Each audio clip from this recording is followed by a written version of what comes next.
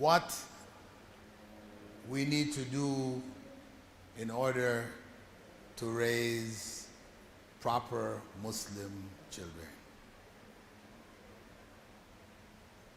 How to protect and save the faith of our children. In Africa, we have the highest percentage of children than any other continent in the world. Our population, children represent a higher percentage in Africa than anywhere else in the world. We have the youngest population in the world. So children should be our greatest concern. Where are they headed? In reality, if we want to raise righteous children,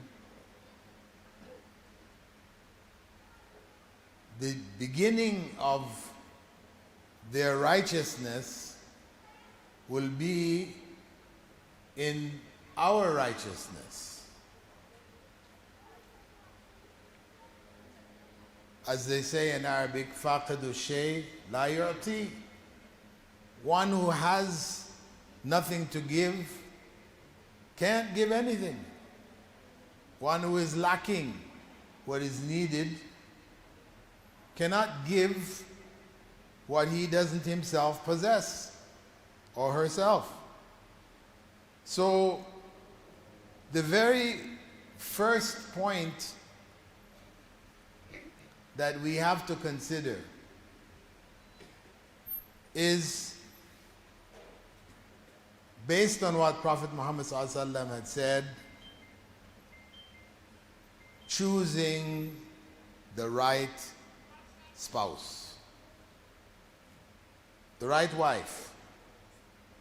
Similarly for women, choosing the right husband. Because if you start off wrong, then everything else continues off the path. So, as the Prophet ﷺ had told us, women are married for 4 reasons. And similarly, women marry men for these same 4 reasons. Their beauty, their wealth, their status in society, and their religiosity. Their beauty, this is what attracts us with the eyes.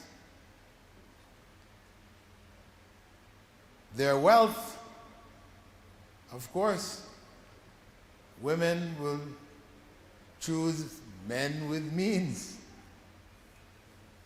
And if a man can find a wife who is not only beautiful, but she's wealthy, this is high priority. And their status in terms of their family. People like to marry into certain families because it puts them on a certain status in society. But the Prophet ﷺ, when he mentioned the last category, that of religiosity, he then said that you choose the righteous wife and you will be successful. Taribat yada. So, what to do? If we are already married not for religiosity. We've missed the boat. But it doesn't mean that we don't have a chance to correct. We have to help our wives, as women have to help their husbands, to become more religious. To do that, they have to have knowledge. So we ourselves, as the heads of the families, males, we should have sufficient knowledge to guide our wives and our children, because Prophet Muhammad ﷺ had said, we are responsible. We will be held responsible. Kullukum ra'in, each and every one of you is a shepherd. Wa kullukum mas'ulun an ra'iyati. And every one of you is responsible for his or her flock. Those of you that are not married, this was the criterion that we need to choose for. Those of us that are already married, this issue of knowledge is the area that we need to focus on to bring our family in line and on the path that Allah subhanahu wa ta'ala wanted for us, that we pray for every day. Ihdina as-sirat al-mustaqim. Show us the straight path. That straight path is based on knowledge.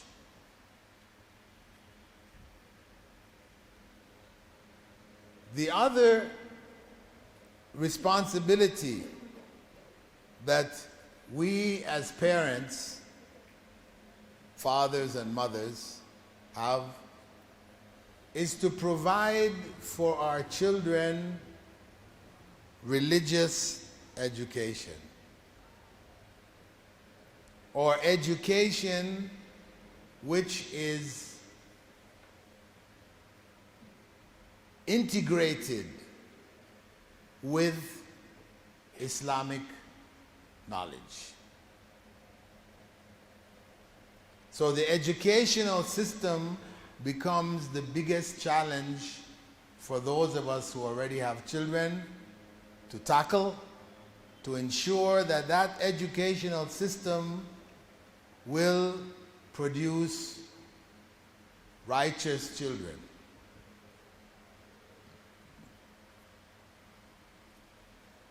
It means that we will be going against the tide of history. That tide right now is a secular tide. Western education, which is what is taught in our schools, it is based on the concept that religion should be taken out of education. Remove religion from the classroom. Remove religion from the classroom. We teach the subjects as they are, because people are fighting, religious people, they're fighting Christians, Muslims, Jews, etc., Hindus. They're always fighting. So the way to clear that is to take it from the classroom.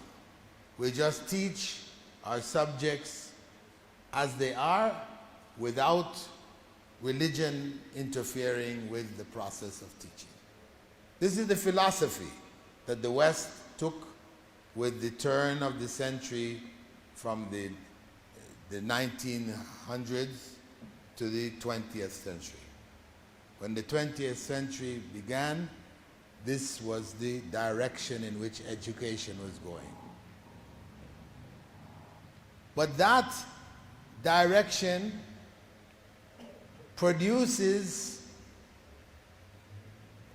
what in America is the most developed country in the world, in America, that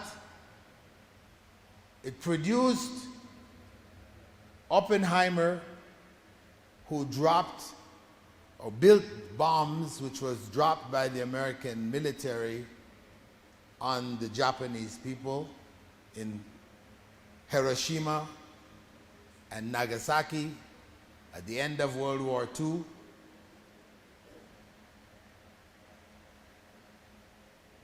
Obliterating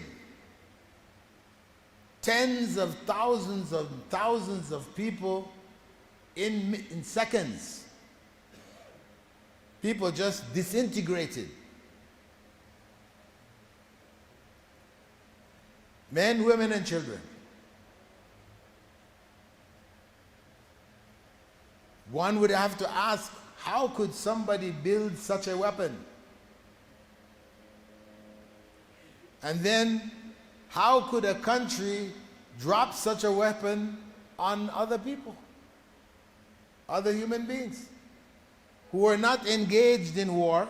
Yes, there was World War II, but those people who died in Nagasaki and Hiroshima, they weren't involved in the war. They were innocents. That was the crime of generations by America, that stands for democracy, liberty, freedom, all these wonderful words. But in their actions, as they say, what? Actions speak louder than words. And from the 80s onwards, a phenomena developed where this idea, this atheist idea of removing religion from the classroom, which meant removing morals from the classroom. Morality now is removed from the classroom. So what did you have? You now had the Columbine massacre. Students coming into their schools with weapons, shooting their classmates and their teachers and the principal, if they can get to him also. And this is happening. How many times you've seen the news?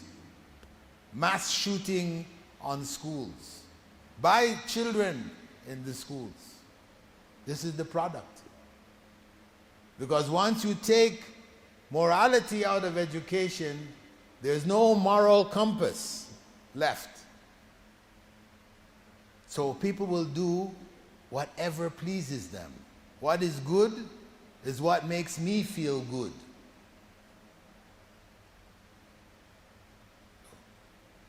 So what does that mean? It means that we're headed down that same path. We haven't produced any school mass killings as yet, but hasn't everything else that has reached us come to us after it was already in the West? It means it's just a matter of time. So if we want to raise righteous children, these righteous children have to be educated in systems which focus on righteousness. Prophet Muhammad ﷺ had said, إِنَّمَا بُعِثْتُ لِأُتَمِّمَ مَكَارِمَ الْأَخْلَاقِ. I was only sent to perfect for you the highest of moral traits, the highest level of morality. That's the essence of the message of Islam. It is a moral message. morality between ourselves and God, meaning that it is morally good to worship God alone, and it is morally bad to worship other than God, or to worship God along with others. It is also on the level of human beings to other human beings. It's morally good to be kind to others, charitable, helpful, speak truthfully, etc. And it is morally evil to steal from our neighbors, to murder, to create havoc. So, along with that, the world is waking up to the crisis in the environment. The earth is being destroyed by us. It's morally good to look after the earth. We were created in the earth, from the earth. And we have a moral responsibility to look after this earth. So that's what's morally good. The animals, not wiping out into extinction, species after species. Every year there's another species that's been wiped out, no longer existing. But looking after them. Looking after the animals that are around us. So much so that the Prophet ﷺ had told the story about a woman who came to a well and she got water from the well, came back out. She had to climb in the well, get the water, come back out. When she came out, she saw a dog there panting, thirsty, about to die. So she climbed back down in the well, put water in her shoe, whatever, brought it back out, and fed the dog. And she was a prostitute from the generations before. He was talking about an incident which happened in previous times. This woman was from Jewish ancestry, and she was engaged in prostitution. She was living by selling her body to men, meaning that she was evil. This is an evil way, or she was living an evil way. What caused her to be in that situation? What was her thinking and all this? This is another area. But externally, she was on a path to hell. And the Prophet ﷺ said, with her feeding the dog, Allah put her in paradise. That was morally good. And our children need to grow up with that consciousness. Whether it's cats or dogs or whatever, you know. Children, if they're not guided, they can harm these animals. They have a tendency to want to do that. Kick the dog. Beat the cat. We have to train them differently to respect these other creatures that Allah has put us over. So, it is necessary for us to provide as shepherds, to provide for our flock, our children, Islamized education.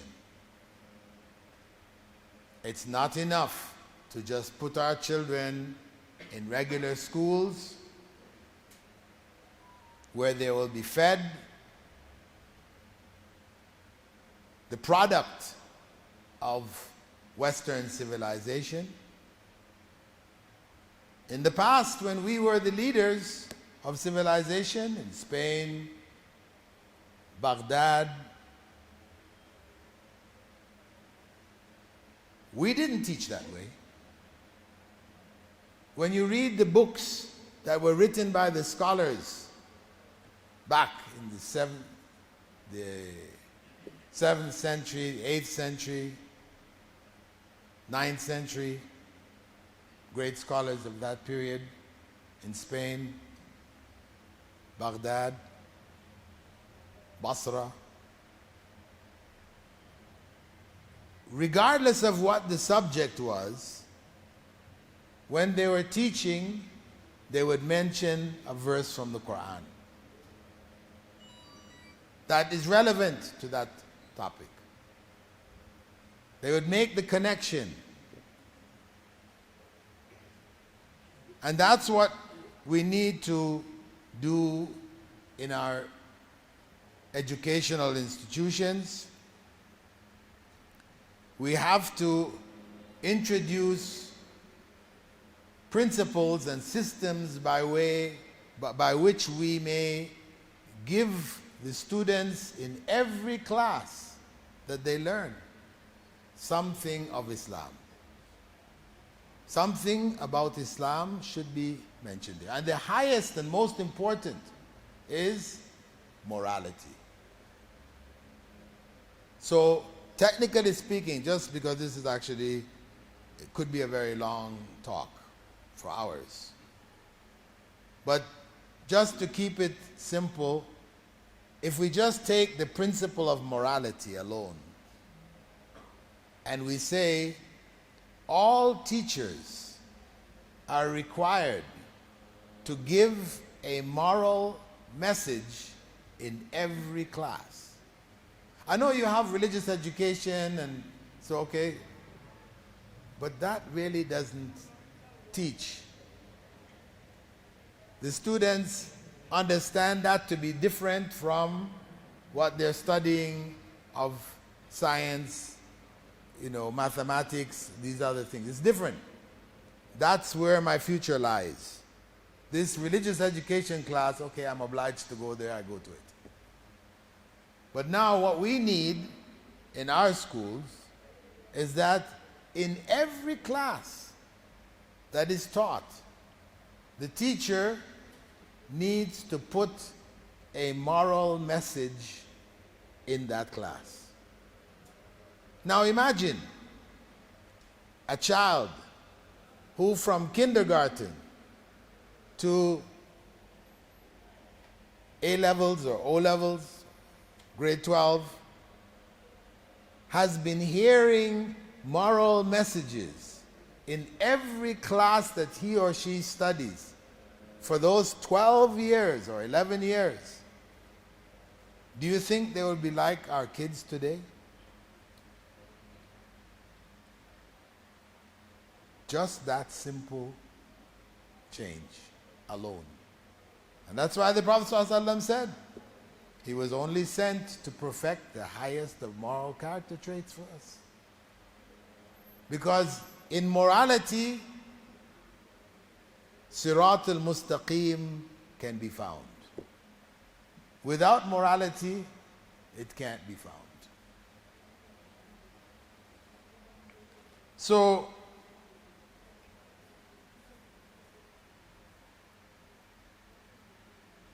the moral message, we said, was of utmost importance.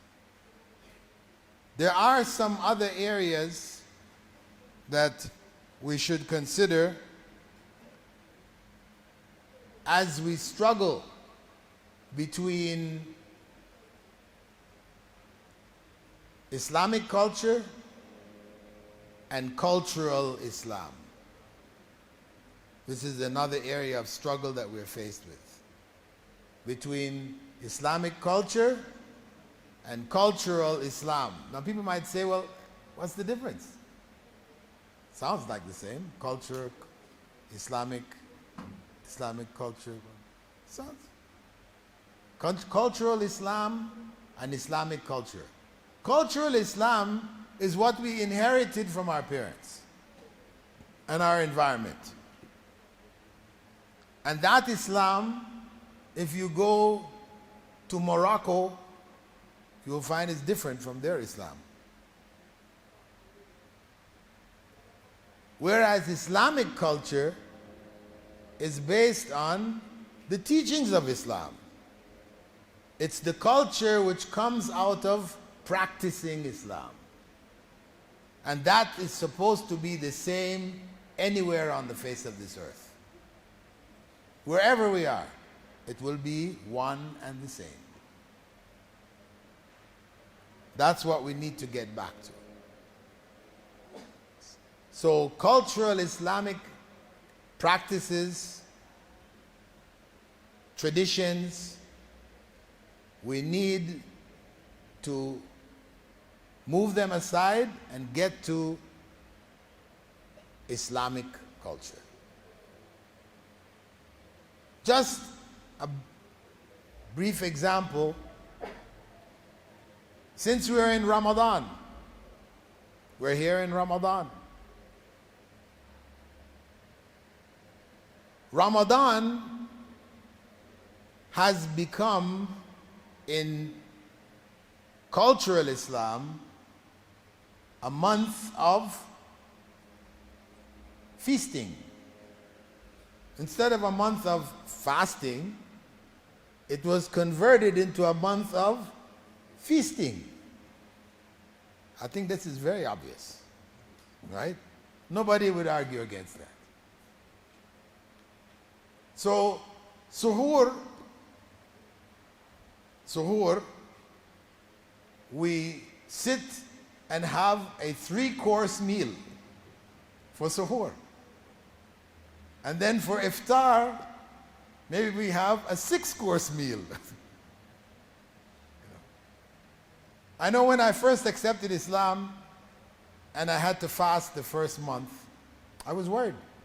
I'd never fasted before in my life. I accepted Islam in Canada. There are people from different parts of the Muslim world who were there. And they saw me concerned and worried. What's the problem? Ramadan was like 1 or 2 days come down the line. So I said, I don't know if I'm going to be able to handle this, I newly accepted Islam. How do you? They said, don't worry. There's no problem. We gain weight in Ramadan. To get those kilos off. Don't worry. You'll handle it easily. So I was saying, how? How could you be gaining kilos weight in Ramadan when you're fasting for 30 days? How can you fast? How conceivably? It's not even logical. How could you fast for 30 days and gain weight? Well, we're doing it. That's the norm now. That's the norm. But that is not the Sunnah. If we were to go to what Prophet Muhammad ﷺ said about suhoor, he said, Ni'ma suhoor, or Ni'ma suhoor al-mu'min, the best suhoor for the believer, at-tamr. At-tamr doesn't mean the whole pack, right? It means like 3 dates, or maybe 5 dates if you got very small dates, whatever. 3 or 5 and drink some water. That's it. How many can say that's what I did? Let me see. Huh? How many can say that's what they had this morning for suhoor? 3 dates and a glass of water. Huh? 1, 2, 3, 4, 5, 6, 7, 8. Out of 100. That's the reality. That's the reality. And that's what we have to correct. We have to get back. Because when we think, the Prophet ﷺ, Allah subhanahu wa ta'ala said, إِنَّمَا الْمُؤْمِنُونَ إِخْوَةً. The believers are one brotherhood. And the Prophet ﷺ said that we are supposed to be caring, concerned, etc. about our fellow Muslim, like as if they're our own brothers. We should have that sense of empathy and sympathy for them. So we all know what's happening in the news. In Gaza, we've got Muslim brothers and sisters and children starving to death. The genocide is on. Food that could reach them has been blocked by the Israelis, and our brothers and sisters are starving to death there. If you have never experienced hunger, you can't relate to that. It's just numbers. But if you fasted and experienced hunger, then you can relate to it. Our children can relate to it, can understand. It's still not the same as starving to death, but at least you understand what not having food means. And that's a part of the lessons from fasting. When we do the 3-course meal for suhoor, from Fajr onwards, our body is still digesting it. To Dhuhr, to Asr. By the time we're getting close to Maghrib, the digestion is finishing. And then what? Time for another big meal. It's going to take us through the night until suhoor. So then how? How? So this is the challenge that is before us. To find what is true Islam ourselves, practice it, and hand it on to the next generation. If we're able to do that, then inshallah we have fulfilled our responsibilities as shepherds of the Ummah. I ask Allah subhanahu wa ta'ala to make us true shepherds and to protect our children and help us to raise them correctly on Sirat al-Mustaqim, prepared to sacrifice and to help our brothers who are sacrificing for us in defense of Masjid al-Aqsa, that we are not able to be there and be a part of that defense. They're giving up their lives for the Ummah. We ask Allah to reward them with Jannah and to give us something of that reward for our concern and our efforts to help them. Ameen. So, now it is your turn. If you have any points or questions you'd like to raise relative to the topic that we have looked at, raising righteous children, finding our way between cultural Islam and Islamic culture, and getting the Ummah back on Sirat al-Mustaqim. Regarding education for the children, we find that currently most of the greater Muslim schools, we find that they're teaching secular subjects in the morning, and then in the afternoon they have the madrasa subjects. And most of the teachers teaching the secular subjects, we find that they are Muslims. Though the school is owned by Muslims, so that is what is usually most available. So what could be the practical solution of Islamic education? Okay, our brother is mentioning that the model of Islamic integrated schools here is one where the secular subjects in general are taught by non-Muslims, and the Islamic subjects are taught by Muslims. They're like two different channels. And of course, the impact of the non-Islamic teachers, the non-Muslim teachers who are teaching, the impact that they have on the students will be far greater than the impact of the Muslim instructors. On one hand, because they have the majority of the subjects that are being taught, and the books, the textbooks, everything else is promoting the same values. And on the other hand, we have Muslim teachers who beat their children to learn Quran. You know, teaching with the stick is a disease in the Ummah today. A disease. Virtually all the countries of the Muslim world that I've visited, this is a sickness there. It's a disease. In the headquarters, where the headquarters of the university which I established called the International Open University in the Gambia, children were known to run away from the madrasas,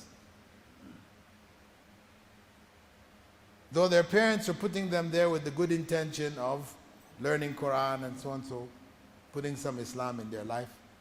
But they were being beaten, so they ran away. And then the phenomenon of the burning down of these madrasas, fires started happening. You know, they couldn't figure out where these fires would be. The children were setting the buildings on fire to escape. This is terrible. 2 minutes. So, in different countries, there are different versions of it. You have your own challenges here in Kenya. Those bad elements have to be removed. A ban on teaching with the stick should be in place. Because the child that learns the Quran with a stick, for the most part, the vast majority, are going to hate the Quran. And that's what we don't want. We definitely don't want our children hating the Quran because the Quran teacher was beating them. And as I said, this is all over the Muslim world. I put my kids in a Quran school in Dubai. And when I came to visit them to see how, when I spoke to them, they said, yes, we don't hit, etc. But when I came to visit them unannounced, I came in, saw my kids in a class, in the session with the teacher, and I noticed beside the teacher there were sticks, little sticks, bigger sticks, chains, you know. I asked my kids, what were those sticks there for? So many sticks. That's what they beat us with. When we have forgotten our assignment, I said, A'udhu Billah. So I had to go to the administration. This was a Dubai where, you know, they're supposed to have been more enlightened, and the school had said they would avoid this. But it's so deeply rooted.